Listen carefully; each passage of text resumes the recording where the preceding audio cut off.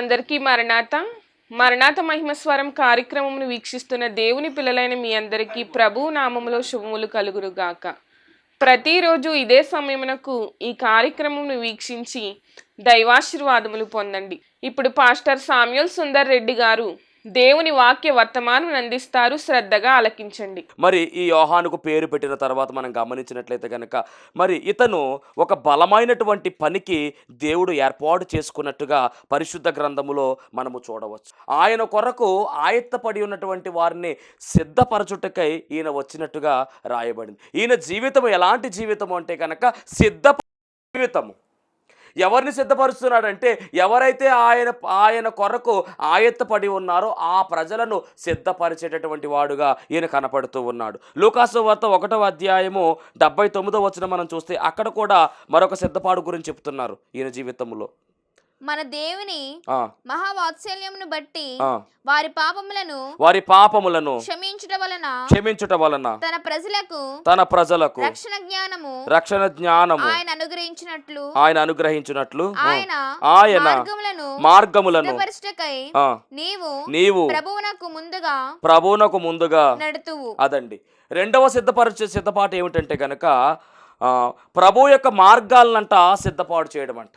ఇది ఈయనకున్న రెండు పనులు. ఒకటేమిటంటే ఎవరైతే ప్రజలు ఆయన కొరకు ఆయత్తపడి ఉన్నారో వారిని సిద్ధపరచడానికి, రెండవది ప్రభు యొక్క మార్గాలను ప్రభువు కన్నా ముందుగానే 6 నెలల ముందుగానే బయటకు వచ్చి సిద్ధపరిచినట్టుగా రాయబడింది. అంటే యోహాను యొక్క జీవితం ఏమిటంటే గొప్ప సిద్ధపరిచేటటువంటి జీవితముగా కనబడుతుంది. ప్రభువు కొరకు పనిచేసినటువంటి జీవితం ఈ జీవితం.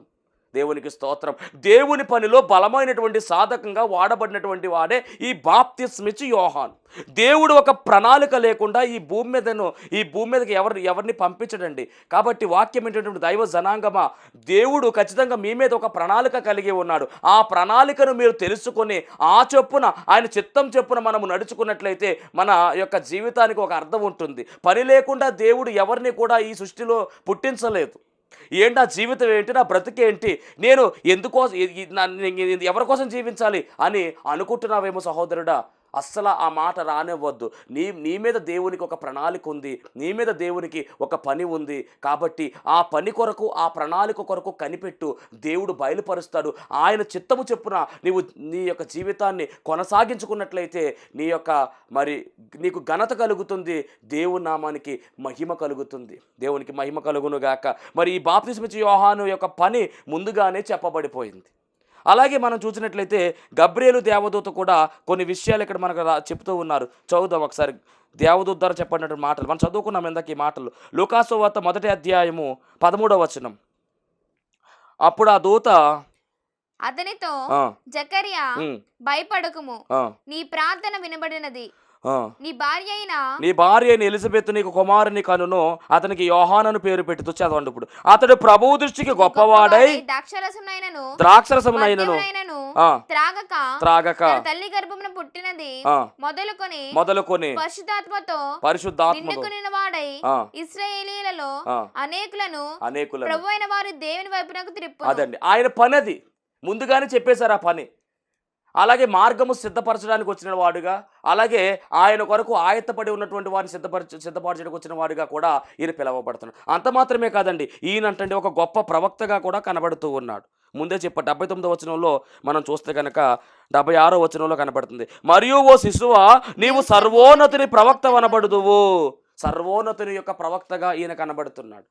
చిత్రమైన మాట ఏమిటంటే ఎలిజబెత్ అమ్మ గర్భంలో ఈయన ఉండగా, ఈయనకి అప్పుడు 6 నెలలు వచ్చింది. ఆ సమయంలో సరిగ్గా మరియమ్మ వారి ఇంటికి వస్తుంది. అప్పటికి మరియమ్మ గారికి 3వ నెల. మరియమ్మ గారి కడుపులో యేసుక్రీస్తు ప్రభువు వారు ఉన్నారు. గమనించాలి. అవతల ఎలిజబెత్ అమ్మ గర్భంలోనేమో 6 నెలల బాబుగా మరి ఈ యొక్క యోహాను గారు ఉన్నారు, బాప్తిస్మిచ్చు యోహాను గారు.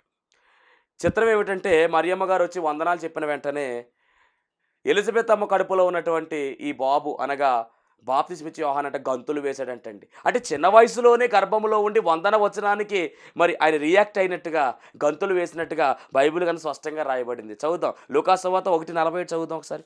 1:41.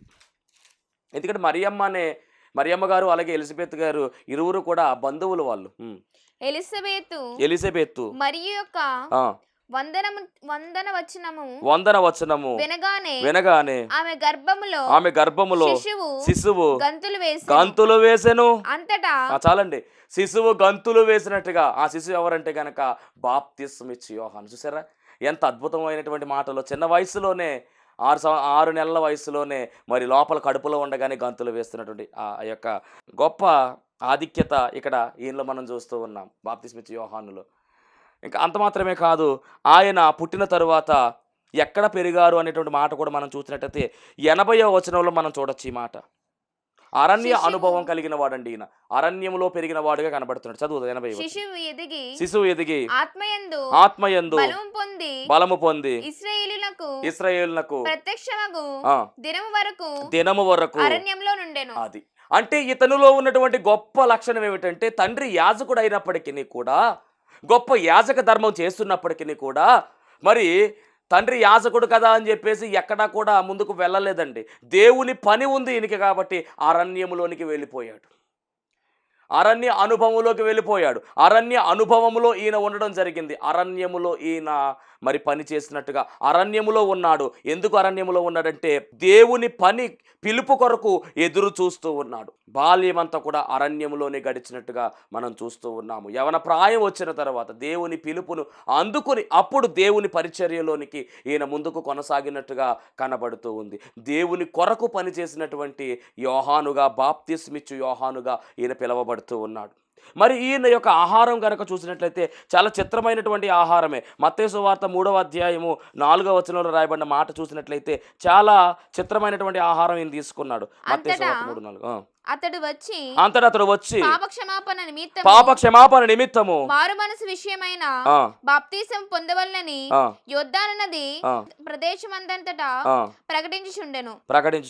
ప్రభువు మార్గం సిద్ధపరచుడి, ఆయన త్రోవలు సరళం చేయుడి. మత్తయి సువార్త 3వ అధ్యాయం 4వ వచనంలో ఈయన యొక్క ఆహారం గురించి చెప్పబడింది. ఈ యోహాను ఒంటె రోమముల వస్త్రమును మొల చుట్టూ తోలు దట్టియు ధరించుకొనిన వాడు, మిడతలను అడవి తేనెయు ఇతనికి ఆహారం అని చెప్పి రాయబడింది. అంటే అతని వస్త్రధారణ ఎలా ఉంది అని కూడా చెప్పారు అక్కడ.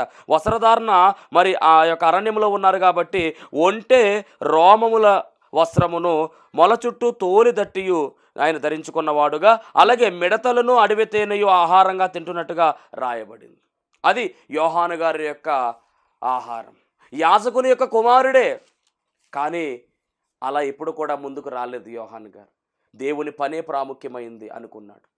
యాజకుని కుమారుడు నేను, పాస్టర్ గారిని పిల్లవాడిని నేను అని అనుకోలేదండి. ఇప్పుడు కూడా దేవుని పనిలో వాడబడాలి. ఎందుకంటే పరిచర్య చేయడానికి వచ్చాను కానీ పరిచర్య చేయించుకోవడానికి నేను రాలేదని ప్రభువు చెప్పారు సరే. ఆ మాటలన్నీ కూడా కలిగిన వాడే ఈ బాప్తిస్మిచ్చు యోహాను. సామాన్యమైనటువంటి వ్యక్తి కాదండి.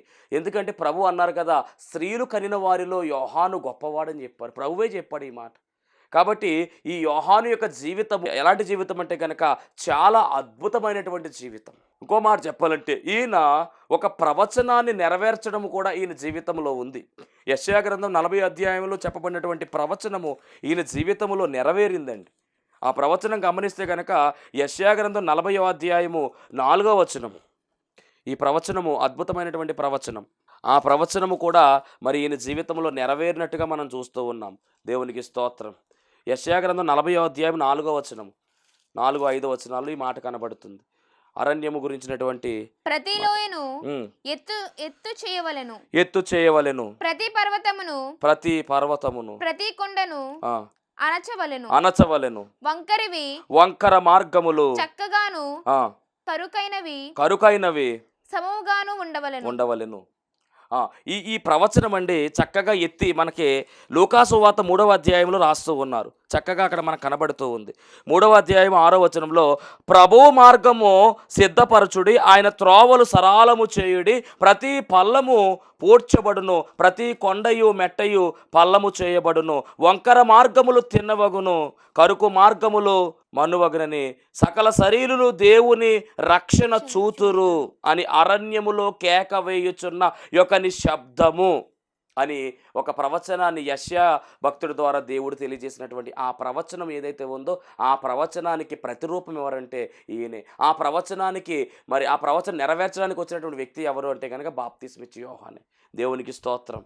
అద్భుతమైనటువంటి పరిచర్య.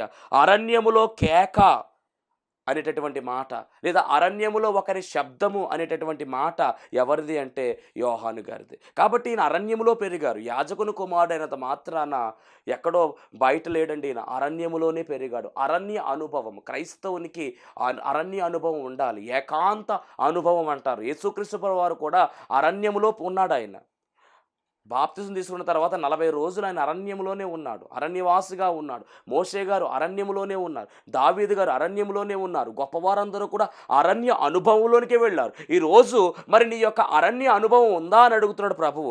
ఏకాంత స్థలములోనికి వెళ్ళి నీవు ప్రార్థన చేయడమే అరణ్య అనుభవము. ఏకాంత స్థలములో ప్రార్థన చేస్తున్నారా? ఏకాంతముగా ప్రార్థన చేస్తున్నారా? ఏకాంత స్థలములో మనము ప్రార్థన చేయాలి. ఏకాంత ప్రార్థన మనము చేస్తే ఏకాంత అనుభవంలోనికి మనం అందరము కూడా చేరువవుతాం. దేవునికి స్తోత్రం. అరణ్యములో ఈయన ఉన్నట్టుగా మరి అక్కడ వాక్యం సెలవిస్తుంది. లూకాసు సువార్త 3వ అధ్యాయం 2వ వచనం మనం చూసినట్లయితే గనక, అన్నయు కయపయు అరణ్యములోనున్న జకరియా కుమారుడైన యోహాను నొద్దకు దేవుని వాక్యము వచ్చెను అని కనబడింది. 3:2లో మనం చూస్తే అరణ్యమున ఉన్న అంటే అన్నయు కయపయు ప్రధాన యాజకులుగా ఉన్న కాలమున అరణ్యములో ఉన్న జకర్యా కుమారుడైన యోహాను నొద్దకు దేవుని వాక్కు వచ్చెను. అంటే అరణ్యములో ఉన్నటువంటి ఆయన కొరకు దేవుని వాక్కు వచ్చింది. అంటే దేవుని పిలుపు వచ్చింది. దేవుని వాక్కు ఆయన దగ్గర రావడం అంటే దేవుని పిలుపు వచ్చింది. ఎందుకు దేవుని పిలుపు అంటే మరి యోహాను గారు చేయవలసిన పనికి సమయం ఆసన్నమైంది కాబట్టి దేవుడు ఆయన్ని వాక్కు ద్వారా పిలిచారు. పిలుపు అందుకుని ఆయన బోధ చేయడం మొదలుపెట్టాడండి. అంటే అరణ్యములో ఉన్నటువంటి యోహాను ఇప్పుడు ఎక్కడికి వచ్చేసాడంటే మరి ఊళ్ళోనికి వచ్చాడు, యెరూషలేముకు వచ్చాడు. అక్కడ మరి ఈయన పరిచర్య ప్రారంభమైంది. దేవునికి స్తోత్రం. బోధ చేయడం మొదలుపెట్టాడు. ఈయన బోధ ఏమిటి అంటే గనక లూకాసు సువార్త 3వ అధ్యాయం 12వ వచనములో ఈయన బోధ మనకు కనపడుతుంది. ఈయన బోధ బాప్తిసం పొందవచ్చి బోధకుడా మేమేమి చేయవలనని అతన్ని అడగగా అతడు మీకు నిర్ణయింపబడినది దానికంటే ఎక్కువ తీసుకుని వద్దని వానితో చెప్పాను. మొత్తం మీద ఏదేమైనా కానీ అద్భుతమైనటువంటి సేవా పరిచర్య మరి బాప్తిస్మిచ్చి యోహాను గారు చేస్తూ ఉన్నారు. ప్రభువు రాకముందే వీరి పరిచర్య ప్రారంభించి మార్గాన్ని సరళము చేస్తున్నటువంటి వారుగా మనకు కనపడుతూ ఉన్నారు. అంత మాత్రమే కాదండి, బోధ చేస్తూ ఉన్నారు. అలాగే బాప్తిస్మాలు కూడా ఇస్తున్నారు. మార్కు సువార్త 1వ అధ్యాయం 5వ వచనంలో కనపడుతుంది ఈ మాట. బాప్తిస్మాలను కూడా ఆయన ఇచ్చినట్టుగా కనపడింది. మార్కు సువార్త 1. అంతటా యూదయ యెరూషలేము వారందరూ బయలుదేరి అతని యొద్దకు వచ్చి పాపములను ఒప్పుకొనొచ్చు అతని చేత అదండి. అంటే బోధ చేస్తున్నారు, అలాగే బాప్తిసం ఇస్తున్నారు. అంటే బాప్తిసం అనే కార్యక్రమం కూడా ఇక్కడ మనకు కనబడుతుంది. ఆ పేరు మీదే బాప్తిసం ఇచ్చి యోహానుగా ఈయన పిలువబడుతూ ఉన్నాడు. అంత మాత్రమే కాదండి, కొత్త నిబంధన గ్రంథంలో మొదటి ఫాదర్గా ఈయనే పిలువబడ్డారు. ఎవరు అంటే కనుక బాప్తిసం ఇచ్చి యోహాను. ఇంకో విచిత్రమైన మాట ఏమిటంటే యేసుక్రీస్తు ప్రభు వారికి కూడా ఎవరు బాప్తిసం ఇచ్చారంటే ఈ యోహాను గారే బాప్తిసం ఇచ్చారు. బాప్తిసం ఇచ్చి యోహానుగా ఈయన మనకు కనబడుతూ ఉన్నారు. దేవునికి స్తోత్రం. అంత మాత్రమే కాదండి, అద్భుతమైనటువంటి పరిచర్య చేశాడండి. ఖండించే బోధ, విషయాన్ని ఉన్నది ఉన్నట్టుగా చెప్పేటటువంటి తత్వం కలిగినటువంటి వాడు. ఎవరో నొచ్చుకుంటారు, ఎవరో బాధపడతారు కాదు. ప్రభు వాక్యాన్ని ఉన్నది ఉన్నట్టుగా బోధించినటువంటి వ్యక్తిగా ఈయన ఆ కాలంలోనే మనకు కనబడుతూ ఉన్నాడు. అనగా స్వచ్ఛమైనటువంటి ఖచ్చితమైనటువంటి సత్యముతో కూడినటువంటి సువార్త పరిచర్య చేసినటువంటి గొప్ప సువార్త యోధుడుగా ఈయన కనబడుతున్నాడు. మంచి బోధకుడుగా కనబడుతూ ఉన్నాడు. ఈ మాటలన్నీ మనకు కావాలంటే లూకాసు సువార్త 3వ అధ్యాయము 7 నుంచి మనం చదివినట్లయితే చాలా అద్భుతంగా మాట్లాడతాడు అక్కడ. ఆయన అతడు పొందవచ్చిన సర్ప సంతానమా రాబో ఉగ్రతను తప్పించుకొనుటకు. అదండి, ఈ శాస్త్రులతోనూ పరిసయ్యులతోనూ అలాగే యూదులతోనూ చెప్తున్నటువంటి మాట ఏమిటంటే, సర్ప సంతానమా బాప్తిసం తీసుకోవడానికి వస్తున్నారు కదా మీరు, అసలు ఎవరు చెప్పారు ఈ ఉగ్రతను తప్పించుకోవాలని ఎవరు చెప్పారు మీకు అని చెప్పేసి, మీకు బుద్ధి చెప్పింది ఎవరని చెప్పేసి వారిని మరి హెచ్చరిస్తా ఉన్నాడు. అంత మాత్రమే కాదు, మారు మనస్సునకు తగిన ఫలం ఫలించండి. 8వ వచనం, మారు మనసు తగిన ఫలం ఫలించండి. అబ్రహాముకు మాకు తండ్రి అని మీలో మీరు అనుకొని మొదలు పెట్టవద్దు. ఆ, అబ్రహామునకు ఉమ్, పిల్లలను ఆ, పుట్టింపగలడని ఆ. మీతో చెప్పుచున్నాను. ఇక్కడ చెప్తున్న మాట ఏమిటంటే బాప్తిసం తీసుకుంటే సరిపోదండి, ఫలించాలి. మీరు ఫలించాలి. మేము అబ్రహాం, మా తండ్రి అబ్రహాం, మేము అబ్రహాం పిల్లలు మీరు అనుకుంటున్నారేమో, అలా భ్రమపడొద్దు. దేవుని పిల్లలుగా మనం పిలవబడాలంటే మన జీవితంలో ఫలాలు ఉండాలి. ఫలించకపోతే నరికి వేయబడతారు అనే విషయాన్ని ఇక్కడ ప్రభు జ్ఞాపకం చేస్తూ ఉన్నాడు, గమనించాలి. యోహాను గారు చెప్తున్న మాట కూడా అదే. ఏమంటారంటే కనుక, ఇదిగో గొడ్డలి చెట్ల వేరున వేయబడి ఉన్నది, నాటబడి ఉన్నది, మీరు ఫలిస్తే ఉంటారు, ఫలించకపోతే నరికి వేయబడతారని స్పష్టంగా చెబుతూ ఉన్నారు. వాక్యం ఇటు దైవ జనాంగమా, మరి మీ జీవితంలో దేవుడు ఫలాలు చూస్తాడు. నువ్వు ఫలిస్తున్నావా, ఫలించకుండా అలాగే ఉండిపోతున్నావా? దేవునికి స్తోత్రం. మనం ఫలించే వారముగా ఉండాలి. ఫలభరితమైన ఫలాలు మనం ఫలించాలి. ఎందుకంటే అంజూరపు చెట్టు దగ్గరికి దేవుడు వెళ్ళాడు, యేసుక్రీస్తు ప్రభువు వారు వెళితే దానికి ఫలాలు లేని కారణంగా అది శపించబడింది. కాబట్టి మరి మనము ఫలించకపోతే మన జీవితంలో కూడా మరి అలాంటి అనుభవంలోకి మనం వెళ్ళిపోతాం. కాబట్టి ఫలించే వారముగా మనం ఉండాలి. ఈరోజు బాప్తిస్మిచ్చే యోహాను వారితో అంటున్న మాట ఏమిటంటే, ఇదిగో మీరు ఫలించాలి, ఫలిస్తే ఆయనకు మహిమ కలుగుతుంది. ఎంతకాలము అలాగే ఉండిపోతున్నాం? ఆకులు మాత్రమే కనబడుతున్నాయి తప్ప ఫలాలు లేకుండా పైకి నిగనిగలాడుతూ ఆకులు మాత్రమే ఉంటున్నాయి. అనగా పైకి వేషధారణతో భక్తి చేస్తున్నావు కానీ లోపల భక్తి లేదు. పైకి ప్రేమను చూపిస్తున్నావు కానీ లోపల ప్రేమ లేదు. పైకి ఎంతగానో చాలా మంచిగా మాట్లాడుతున్నావు కానీ లోపలంతా కూడా చాలా భయంకరమైనటువంటి లక్షణాలు కలిగి ఉన్నావేమో. వాక్యం పెట్టినటువంటి దైవ జనాంగమ జాగ్రత్త. మనము ఫలించవలసిన వారమై ఉన్నాము. ఈరోజు మరి ఇక్కడ యోహాను గారు అదే అంటున్నారు, బాప్తిసం తీసుకుంటున్నారు, బాగానే ఉంది, కానీ ఫలింపేది మీ ఫలం ఎక్కడా? ఆత్మఫలం ఎక్కడా? ప్రేమ ఎక్కడా? ఇవన్నీ కూడా అడుగుతాడు రేపు దేవుడి లెక్క. ఆ లెక్కలో మనం అందరం నిలవబడవలసిన వారమై ఉన్నాము. అలాంటి బోధ చేశాడండి ఈయన. ఎవరు అంటే కనుక బాప్తిస్మిచ్చు యోహాను. వాళ్ళందరూ కూడా అయితే మేము ఎలా ఫలించాలి ఏంటి అని అడిగితే వాటన్నిటికీ కూడా మరి ఈ యోహాను గారు సమాధానం చెప్పినట్టుగా రాయబడింది. అంత మాత్రమే కాదు, యేసుక్రీస్తు ప్రభువారి యొక్క పరిచయం, అంటే యేసుక్రీస్తు ప్రభువారిని పరిచయం చేసింది కూడా ఎవరంటే యోహాను గారే. అది కూడా చదువుదాం. యోహాను సువార్త 1వ అధ్యాయము 19వ వచనం. ప్రభు అడుగుతున్నా, అందరూ కూడా యోహాను గారిని అడుగుతున్నారు, నువ్వెవరవే, నువ్వు కొంపదీసి మెస్సయ్యవా ఏంటి, నువ్వు మెస్సయ్యవా అని అడుగుతున్నారు అందరూ కూడా. నువ్వెవరవని అడుగుటకు లేవీలను యోహాను వద్దకు పంపినప్పుడు అతడిచ్చిన సాక్ష్యం ఇదే. అతడు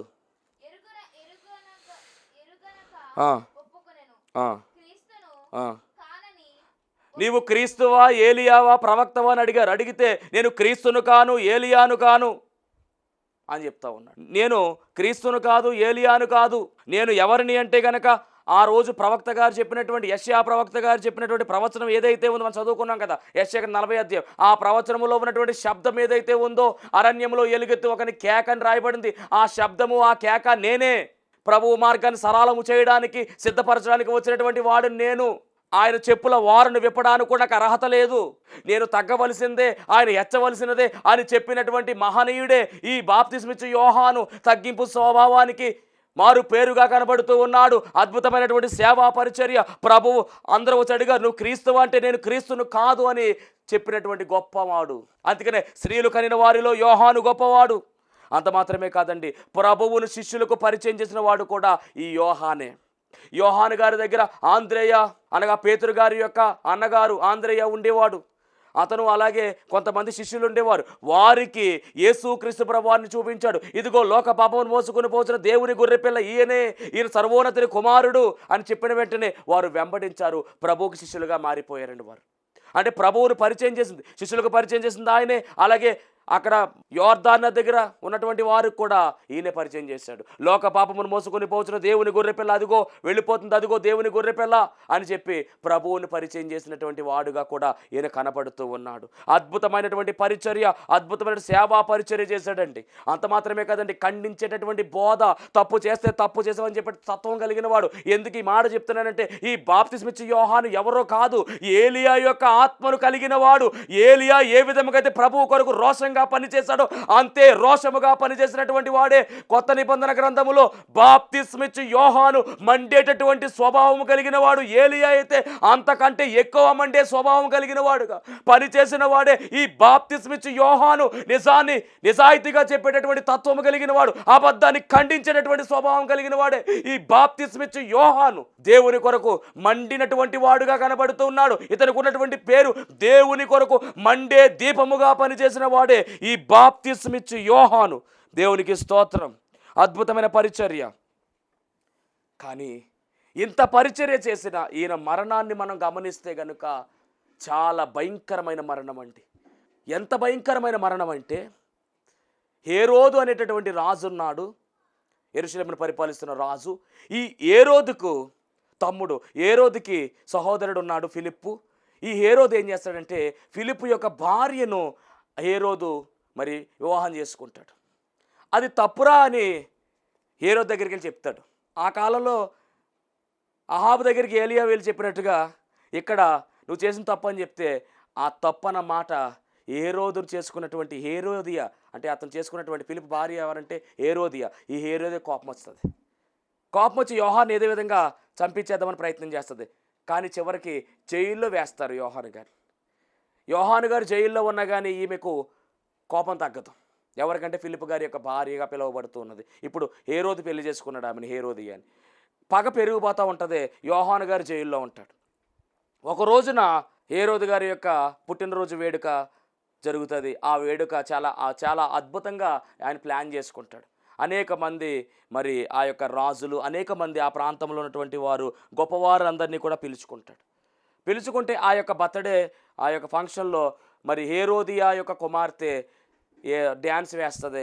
ఆ డ్యాన్స్ చాలా బాగుంటుంది. హేరోదు గారికి బాగా నచ్చుద్ది. అప్పుడు ఆ హేరోదు అంటాడు కదా, అమ్మ నీకు ఏం కావాలి, నాకు ఏ గిఫ్ట్ ఇమ్మంటావు, నీకు నా రాజ్యంలో నువ్వు ఏమడిగితే తెస్తాను, సగం పైన ఇచ్చేస్తానని చెప్పి ఆమెకు చెప్పడం జరుగుతుంది. అప్పుడు ఆమె ఏం చేస్తుంటే, ఆ కుమార్తె ఏం చేస్తుంటే పరిగెత్తుకుంటూ వెళ్ళి వాళ్ళ అమ్మ దగ్గరికి వెళ్ళి హేరోదు దగ్గరికి వెళ్ళి, మరి రాజుగారు ఎలా కట్టినారు, ఏమడిగితే బాగుంటుందని అడిగితే అప్పుడు ఈ హేరోది అంటది కదా, ఇదిగో అదో ఇది అడుగుతాం కాదు కానీ మరి చెరసాల్లో ఉన్నటువంటి యోహాను గారి యొక్క తల కావాలని అడగమంటది.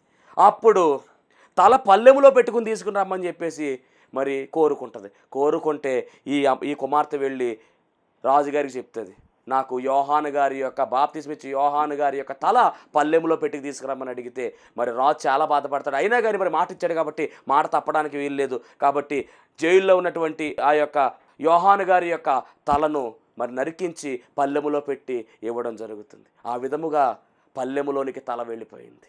బాప్తిస్మిచ్చు యోహాను గారి యొక్క తల పల్లెములో పెట్టుకుని బర్త్డే గిఫ్ట్గా మరి తీసుకురావడం జరిగింది. ఆ విధముగా మరి ఆయన పరిచర్య చేస్తూ చనిపోయినట్టుగా, అబద్ధాన్ని ఖండించి ఆయన తప్పు అని చెప్పిన కారణంగా ఆయన్ని మరి అన్యాయంగా చంపినట్టుగా మనం చూస్తూ ఉన్నాం. అయినప్పటికీ కూడా ఆయన వచ్చిన పని ముగిసిపోయింది. ప్రభువు మార్గాన్ని సిద్ధపరచడానికి వచ్చాడు. అలాగే ఆయత్తపడి ఉన్నటువంటి వారిని సిద్ధపాటు చేయడానికి వచ్చాడు. అలాంటి పరిచర్య అండి యోహాను. ఇలాంటి వారు ఈ లోకములో ఉన్నారా? ప్రభువు కొరకు ప్రాణాలు పెట్టినటువంటి శిష్యులు ఉన్నారు.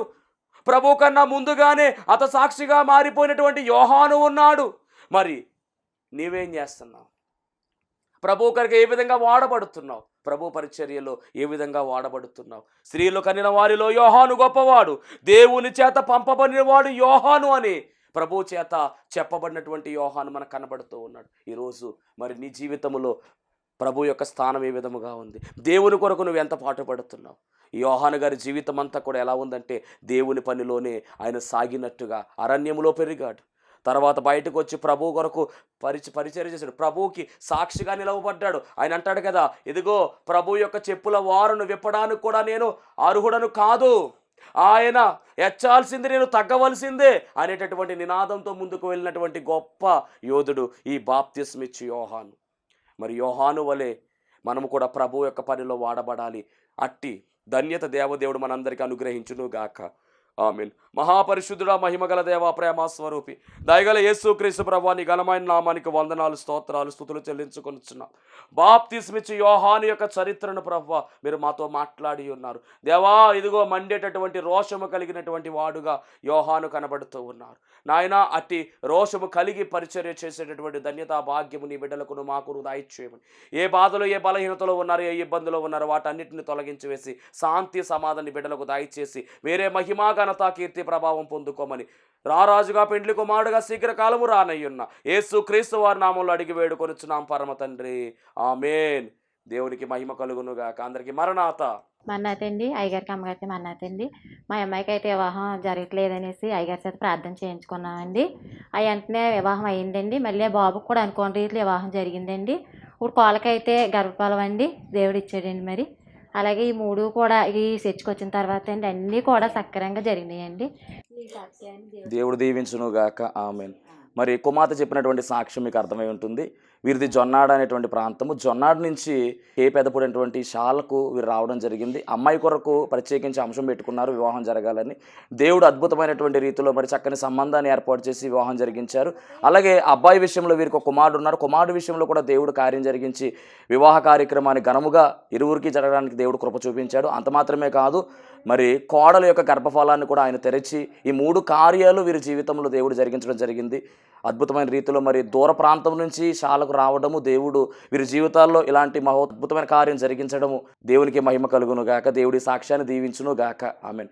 మరణాత మహిమ స్వరం అనేటటువంటి ఆధ్యాత్మిక టీవీ కార్యక్రమాన్ని వీక్షిస్తున్నటువంటి మీ అందరికీ కూడా నా ప్రత్యేకమైన వందన మరణాత తెలియజేస్తూ ఉన్నాను. దేవుడు అనుగ్రహించినటువంటి ఈ కార్యక్రమం ద్వారా మీరందరూ కూడా ఎన్నో మేలులు పొందుకున్నట్టుగా మరి మేము వింటూ ఉన్నాము. అందరూ కూడా ఫోన్ కాల్ చేస్తూ ఉన్నారు. ప్రార్థన అవసరతలో ఉన్న వారందరూ కూడా ఫోన్ చేసి ప్రార్థన చేయించుకుంటున్నారు. చాలా సంతోషము. అందరూ కూడా మేలు పొందుకున్నట్టుగా మరి మీరు తెలియజేసిన సమాచారం బట్టి మేము చాలా సంతోషిస్తూ ఉన్నాము. ఈరోజు ఒక ప్రత్యేకమైనటువంటి అంశాన్ని మీతో మాట్లాడాలని నేను మీ ముందుకు వచ్చి ఉన్నాను.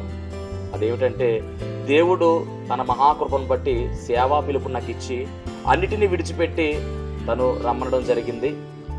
మరి ఆయన ఇచ్చినటువంటి పిలుపును అంగీకరించి ఆయన సేవకు నేను వ్యాపారాన్ని గట్రా అన్నీ విడిచిపెట్టి వచ్చాను. ఆ వచ్చినది మొదలుకొని ఈ దినం వరకు చక్కని సేవా పరిచర్యను దేవుడు జరిగించుకుంటూ ఉన్నాడు. చూస్తున్నటువంటి ఈ యొక్క ఈ షెడ్లో మేము ప్రతి శనివారం కూడా స్వస్థత ప్రార్థనలు అనగా శాల కార్యక్రమాన్ని జరిగిస్తూ ఉన్నాము. 1 సంవత్సర కాలం పాటు ఎలాంటి అడ్డు ఆటంకము లేకుండా చక్కని రీతిలో మరి ఈ శాల కార్యక్రమం జరుగుతూ ఉంది. దీని యజమానుడు మరి ఎలాంటి అద్దె కూడా మన నుంచి తీసుకోకుండా మరి ఫ్రీగానే ఈ కార్యక్రమాన్ని జరిగించుకోవడానికి ఆయన ఇచ్చి ఉన్నారు. కానీ ఇప్పుడు ఒక సమస్య వచ్చింది. అదేమిటంటే, కొన్ని కారణాల వల్ల ఈ యొక్క షెడ్ని అమ్మకానికి పెట్టారు. మరి ఈ యొక్క క్లిష్టమైనటువంటి పరిస్థితుల్లో మనము తీసుకుంటే ఈ షెడ్ తీసుకోవాలి, లేకపోతే బయటకు వెళ్ళవలసిన పరిస్థితి వచ్చేసింది. మరి తీసుకుందామని ప్రయత్నం చేస్తున్నాము. ఆశ అయితే మాకుంది, కానీ లక్షలాది రూపాయలు ఖర్చు అవుతుంది కాబట్టి మా దగ్గర ఎలాంటి డబ్బు లేదు. అన్నీ విడిచిపెట్టి రావడంతో సేవ కొత్తగా ప్రారంభించిన సేవ కాబట్టి తీసుకోవాలనుకుంటున్నా కానీ ఇబ్బంది పడుతూ ఉన్నాము. ఇక్కడ ప్రార్థన కంటిన్యూగా జరగాలి అంటే కనుక ఖచ్చితంగా మరి ఈ కార్యక్రమాన్ని వీక్షిస్తున్నటువంటి మీ అందరూ కూడా మీ ప్రోత్సాహాన్ని అందించినట్లయితే ఈ ప్రార్థన ఆగకుండా ఖచ్చితంగా ముందుకు కొనసాగుతుంది. కనుక మరి ఈ కార్యక్రమాన్ని వీక్షిస్తున్న మీ అందరూ కూడా ఈ దీన సేవకుని యొక్క సేవను గుర్తించి దయచేసి మీ హృదయాన్ని గనక ఆ దేవుడు ప్రేరేపించినట్లయితే ఖచ్చితముగా మీరందరూ కూడా స్పందించవలసిందిగా, మీ యొక్క చేయూతను మాకు అందించవలసిందిగా ప్రభు పేరు తెలియజేస్తూ ఉన్నాము. మా ఫోన్ నెంబర్లో టీవీ స్క్రీన్ మీద మరి ప్లే అవుతూ ఉంది ఫోన్ నెంబరు. ఆ నెంబర్కి ఫోన్ చేయండి, స్వయంగా నేనే మాట్లాడతాను. ఆ తర్వాత మరి మా ఫోన్పే కానీ గూగుల్ పే కానీ చేసి ఈ యొక్క సేవను ప్రోత్సహించవలసిందిగా ప్రభు పేరు మీ అందరికీ తెలియజేస్తూ ఉన్నాను. దేవుడు మిమ్మల్ని బహుగా ఆశీర్వదించును గాక.